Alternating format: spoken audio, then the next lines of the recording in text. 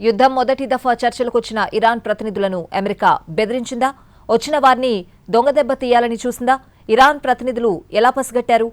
వాళ్లు టెహ్రాన్కు ఏ మార్గాల్లో వెళ్లారు? ఇప్పుడిదే హాట్ టాపిక్గా మారింది. అమెరికాతో జరిగిన చర్చలు విఫలమైన నేపథ్యంలో ఇరాన్ ప్రతినిధి బృందం తిరుగు ప్రయాణంలో భద్రతా ముప్పులు ఎదుర్కొన్నట్లు సమాచారం. ఈ బృందంలో విదేశాంగ మంత్రి అబ్బాస్ ఆరాగ్చి, పార్లమెంటు స్పీకర్ ఘలీబాగ్ ఉన్నారు. ప్రయాణ సమయంలో తమ విమానంపై దాడి జరిగే అవకాశం ఉందని హెచ్చరికలు రావడంతో బృందం మధ్యలోనే విమానం మార్చి రహస్యంగా రూట్ చేంజ్ చేశారు.